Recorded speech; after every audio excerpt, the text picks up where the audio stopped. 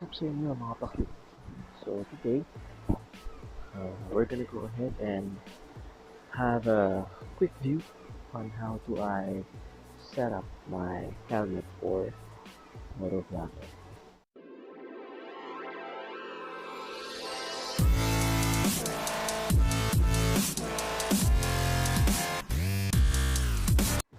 By the way, just like one of my videos, I'm using LS2 Rapid. So pinakita ko dun sa unang kong video kung paano tanggalin itong visor or how. Kung makikita nyo, if you go back to my previous video, clear yung lens ko. So ngayon nakapagpalit na rin ako ng iridium lens. So on how are you going, if you have question how you're going to remove uh, this visor, you can click on the link here or here. Start chat. So let's start. So ayun. So if you will notice dito sa channel ko, always do motovlogging, right? So ngayon, kung mapapansin nyo, in motovlogging, the most important thing that you should have is a good camera setup para malinaw yung mga footage na makuha mo sa it's like a first person view. So first thing that you should have, of course, is helmet. Kasi dito mo ikakabit yung camera setup mo basically. So kung may camera setup ka, wala ka namang helmet, so medyo mahihirapan ka at unless magta-tripod ka or gorilla pad, which is the normal vlogging, right? Medyo nahihirapan ka kasi yung wheels yung gamit natin, right? So, hindi naman pwedeng yung isang kamay mo, mapanghawak mo dun sa monopod mo or gorilla pad, tapos yung isa sa manibela, di ba? Medyo mahirap yun lalo kung may clutch ka. So, anyway, so you should have helmet. For me, I really haven't experienced using half-face helmet. I don't know kung paano yung setup doon. Pero since I started motovlogging, full-face helmet na yung ginagamit ko. So, ayun. Full-face helmet. Bakit full-face helmet? Malalaman nyo mamaya. Kasi dito sa part na to, nyo ilalagay yung camera. Eh kung sa half-face, pwede kayo, dito nyo ilalagay. Diba? So, depende yun sa trip nyo or kung ano gusto nyo, diba? Pero sa akin, I preferred here kasi kita yung speedometer guard at yung mismong view kung ano talaga yung nakikita mismo ng rider. Kasi ayun nga yung goal natin as motovlogging, right? So parang pinapakita natin kung ano yung mismong nakikita natin on our perspective while we are riding on motorcycles. Diba? So yun, helmet is the first thing that you should take. The next thing that you should have, of course, is a camera. Dito GoPro. Mahal kasi yung GoPro. So, nung nag-start ako ng motovlogging, ang GoPro kasi is around 20,000 plus pa. So ngayon, naghanap ako ng alternative and kakapanood ko ng YouTube videos kung ano yung magagandang camera alternative for motovlogging. Nakita ko to. So SJCAM Legend. So it's SJ6 Legend camera. So if I'm not mistaken, this is made from China. Kung makikita niyo yung mga previous vlogs ko, yung resolution ng camera ko, it's almost the same. Depende na lang sa pag-edit mo, which is I'm gonna show you on the next vlog kung paano naman ako nag-edit. Okay. So yun, camera is very important. Okay. Kung mapansin niyo yung camera ko, may ganitong case. Okay. May iba't ibang case na kasama to. So once you bought an action cam, may kasama na agad dyan na package. Merong waterproof na case. Ganito ang itsura. Meron din namang ganito. Parang open lang siya. Easy access case. Pwede itong gamitin kapag maganda yung panahon, hindi umuulan. Pero kapag umuulan, I highly suggest that you use the waterproof case. Yeah, camera. Camera and a case.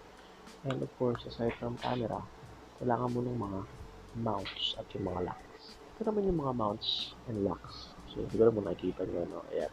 Ayan. Ito kung mapapansin nyo, kakaiba yung shape nito at texture. So, plastic din. Plastic din to. Aftermarket na to, hindi to kasama sa package ng action cam. Binili ko siya sa Lazada. Ito siya. Siguro, try natin ilagay dito. Ito. Kung nag-i-start ka pa lang, hindi mo naman kailangan mag-alala kasi pwede mong gamitin yung mga mounts na kasama dun sa bibili mong action cam. Pwede mo siyang pagdugtong-dugtongin. Pwede kayo manood ng YouTube videos ng mga pinagdudugtong ng mga mounts nila para makabuo ng setup for camera. So, bakit pinagdudugtong-dugtong? Malalaman niyo mamaya. Okay? So, ayun. So, that's the third thing that you need. First is helmet, camera, and the mouse. Okay? The next thing that you need, saan mo ididikit ngayon yung camera? Kumbaga, ano yung bracket mo ng helmet, camera, at saka ng mga mouse, diba? Paano mo sila pagsasama-samahin sa isang tool? Right? Meron din kasama yung action cam na stock na mounts. Hindi ko alam kung anong tawag doon o anong tawag doon. Pero, ayun yung mga, ito, yan. Yung mga nadidikit. Ayun yung mga nadidikit no, sa helmet, which is 3M. Matibay siya. Yung mga unang starts ng vlog ko, ayun yung ginagamit ko. Lately lang ako nagpalit ng bracket sa helmet ko. So, pwede nyo siyang gamitin. Ang mangyayari lang, I'm gonna show you. Ididikit nyo dito yon or dito, sa yung diskarte nyo, may iba ako nakikita vlogger na dito dinidikit, dito. Pero sa akin, since gusto ko nga dito yung perspective ng mga video ko. So, dito ko siya dinidikit. Siya didikit dito, tapos yung mga mouse na sinabi ko kanina nakasama sa action cam nyo, dito siya, pag dudugtug-dugtungin nyo siya, hanggang mapunta siya sa gitna. So, technically, kapag pinagdugtong-dugtong nyo, let me show you, ganito. So, ganyan.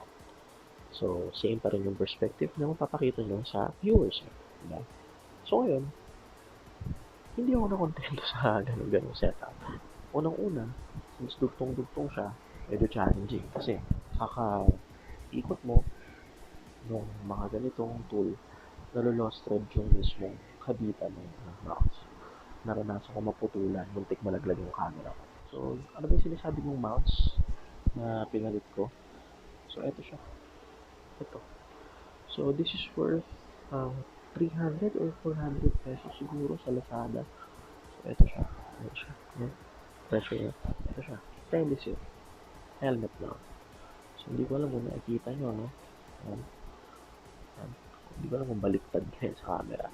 Pero, sa telecell, helmet lang. Pwede nyo key in or Shopee or Lazada kung anong online shop na meron kayo.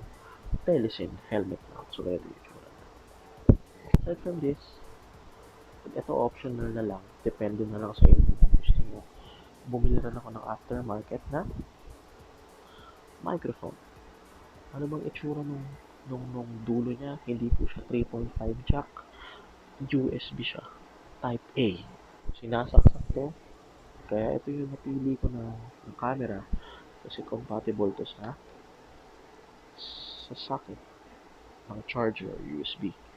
Ito, may capability itong magbasa ng external microphone. USB yung sa akin. Kung may 3.5 millimeter jack naman kayo na mic, bili na lang kayo ng adapter para magamit yun dito sa SJ6 Legend cam. So, itong itsura niya, sobrang haba lang talaga ng wire niya. Kaya ang ginawa ko, tinahirap ko siya. Tapos, para makapaglabas ng better quality ng video, bumupit ako nung foam na panghugas ng pinggan. Tapos, nilagyan ko ng electrical tape. So, DIY ko lang siya. Depende sa inyo kung anong trick yung audio quality ng camera na gagamitin nyo. Aside from this, may mga motovlogger din na gumagamit nito. Headset, gaya ng gamit ko ngayon. So, ano gagawin nila? I-record sila sa camera nila, pero yung audio will be recorded under mobile phone. So, pwede yun. Challenging naman dun sa part na yun is paano mo ipa-plot yung audio dun sa video. Diba? So, medyo mahirap siya. So, kung nag-start pa lang kayo ng motovlogging, I highly suggest use an external mic para hindi nyo na kailangan i-edit yung audio papunta sa video. Okay? Let's go ahead and assemble everything. Ano ba siya ina-assemble? Ang gagawin is yung chin strap or helmet mount. Nakabit ko yung mount niya. So, eto siya. Ang gagawin ko lang is papasok nyo lang dun sa may nakalaan na kasi siya dyan na lagayan. Ayan. So, papasok nyo lang siya. Makarinig ka lang kayo ng tick. Nakalak pa yan kapag narinig nyo yung tick siya. So, ayan siya. Step 1 done. Next thing you will do is to attach this helmet chin lang sa helmet. Paano ba ngayon i-attach tong chin strap na to? So I'm gonna show you kung paano ina-attach to.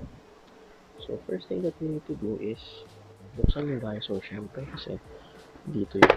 Dito yan. Dito mo siya ikakabit. Hindi ganito. Hindi ko sinasabing lahat ng helmet may ganito. Iba-ibang type. Pero sa akin LS2 Rapid may ganito. So itong parang nose cover na tatanggal to, detachable. So gagawin ko, di-detach ko siya. Tabi ko lang to kasi mamaya babalik natin siya. Ngayon, itong straps na to, ganito yung ano niya. So parang lock. Para siyang sinturon. So dalawa kasi to, di ba? Dalawa. Ayan, dalawa. So ang mangyayari, kabilaan, dalawa siya. Kaya ganito lang. Papasok mo lang siya dito. Tapos pag humigpit na siya sa helmet, ilalak mo na to. Lalak mo na to. Yan. Kapag nakarinig ka ulit ng tick sound, that's your indicator na lock na siya. Ganun din gagawin mo sa kabila. Same thing. Pasok mo yung strap at inalak ulit. Again, tick sound is your indicator na lock na yung strap ng chin mount mo. Ngayon, ikakabit ko ito. Bigyan ko kayo ng quick time lapse kung paano ikabit ko sa helmet.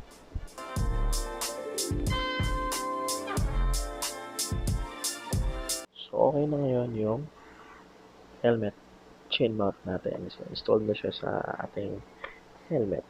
So, ayan na magiging itsura na ngayon. Yan. So, ayan na itsura niya. Now, next thing that you will do, kakabit nyo na yung chin strap, is to install your camera. So, ayan sa camera nyo, just like what I mentioned, kung SJCAM SJ6 Legend gagamitin nyo, ito may kasamang ganito na parang bold bracket or what, na may ganito yung dulo. Ito, yung bracket na to, luckily, is sakto dito.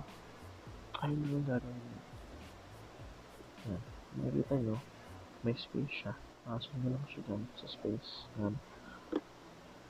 Once na nakapasok na siya sa space, ito, yung screw nakasama sa mount.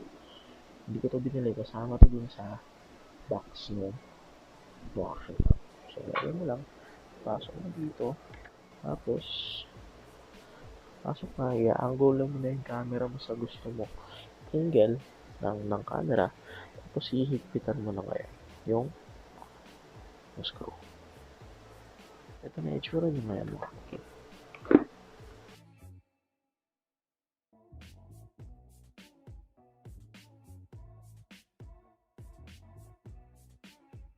Na 90% complete ka na sa motovlogging setup mo.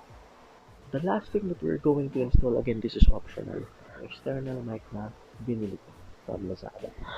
So again, pwede mong gamitin ito, gaya sabi ko kanina. Pero the thing is, kailangan mo pang ilapat yung audio dun sa video mo, which is challenging nga. Mahirap siyang i-edit. Kahit ako, tinry ko siya once, pero hirap niya kasi kailangan mo talagang ilapat yung audio dun sa video. What about this external mic that I bought from Lazada? Pang SJCAM talaga siya. So, compatible talaga siya. Meron siyang kasamang clip. Okay. So, gagawin ko, install ko siya dito sa USB. Tapos, since may clip na siyang kasama, diskartehan nyo na lang ko sa clip. Pero since merong strap, yung chin mount natin, may strap siya sa loob, marami kang pagkiklipan ng camera, ng mic. You're now good to go sa motovlogging set. So, ito yung motovlogging setup video natin, mga Pacute. So, please like, comment, and subscribe. So, mga Pacute, in any case that may question kayo sa anything about motovlogging, about helmet, about motor, hanggat kaya kong sagutin, I'll help you I'll help you with your question. So all you need to do is to comment down below kung may question ko sa setup nung camera ko, sa settings, sa kahit na ano, kung may nakita kayong question sa motor ko, sa video ko, anything about my channel, you can key in sa baba. You can comment down below. At I'll answer as soon as I can, as fast as I can. So maraming salamat sa inyo sa pagsubaybay mga pa-cute. Again, pa-subscribe and pa-share ng video na to para uh, para marami pang ma-inform about the motovlogging setup. And we can say that it is one of the most cheapest motovlogging setup na pwede mong gawin as a motovlogger beginner, right? So again, maraming salamat mga pa-cute. Ride safe and God bless.